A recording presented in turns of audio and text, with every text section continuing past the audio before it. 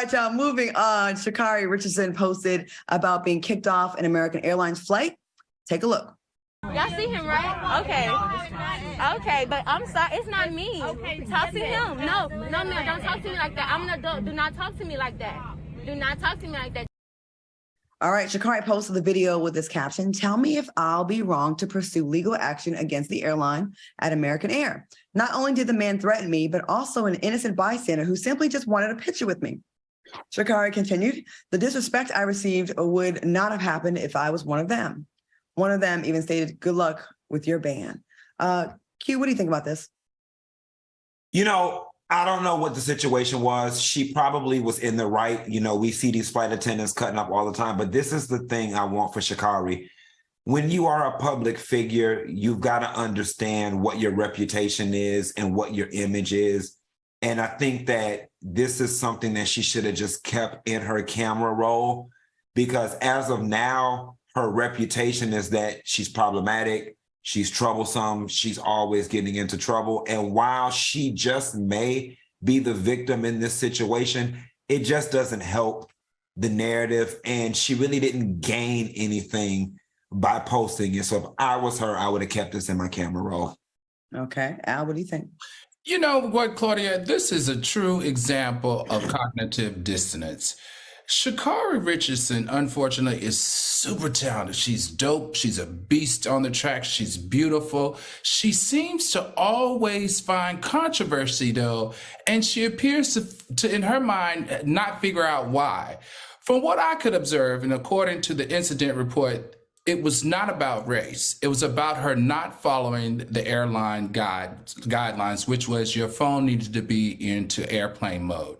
Now, what's so interesting, everyone, is that American Airlines has taken a very strong stance against her statement of it being racial, and they have issued a statement that they take that accusation very serious, and they're also willing to pursue legal action if necessary for calling them a racist airline. So I don't know. My whole thing is, I think that Sha'Carri Richardson needs to work on, like Q said, you're a public figure right now, beautiful sweetheart, and you just can't respond to things and try to make them things that support your narrative all the time. Sometimes you just got to pull it back, take a deep breath, and let it work itself out. Because the last thing you want to do is pick a fight with an airline that has deeper pockets than you. And not that you're not right, it's just that they can ride longer because of the amount of money that they have.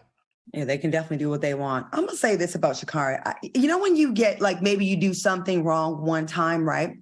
And then you're forever like labeled that for everything else. Everything else you do is seen through that lens. I kind of think that's the issue with Sha'Carri. She's young. She messed up one or two times, a couple of times. So now everything she does is like, she's just this. She's just ratchet. And I think that even when I heard about this, video, I expected her to be going the hell off. And then when I watched, I was like, didn't see that.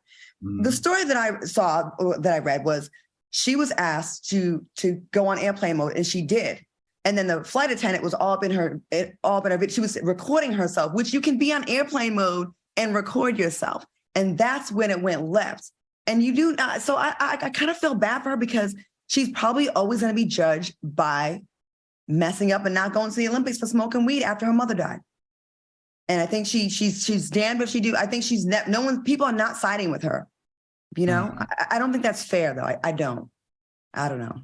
Yeah, I think there's a little more history there with her, and I think she's going to grow past this. I think she's going to end up being one of the greatest female track athletes that we've seen in a very long time. I just think there's a little bit of attitude adjustment and a little bit more growing for her to really get into her full stride.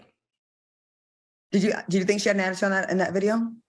No, these are just, working relationships. She's young. She's figuring some stuff out. She has things that she feels very strongly about, and it could come off as, very difficult to work with, like being late to stuff. We've read these reports about her in the past, but like I said, she's an amazing woman as far as an athlete. She's a beast, and I'm just hoping that she gets over this hurdle of feeling like, life is against her, or, things are against her when they really aren't. I think they are, though. I think America is so disappointed in her because she came out of nowhere. She was the underdog, right? And we were all like, yeah, this girl, she's rough around the edges. We all rooted for her. And then when she did not make the team, we collectively were disappointed. And we keep making her pay for this. But her mom died. She smoked some weed. I get it. I understand the track laws. I ran track and I dated a track star. And it's very, very strict. You can't even have poppy seeds from a bagel. But I don't know. I just don't think this girl should be crucified when we give a lot of other celebrities a lot of passes that beat up women. And this girl merely smoked some weed. You know, I don't know. But anyways, if we get more details on the story, we'll definitely bring that to y'all. We're going to take a quick commercial break and we'll be right back with more.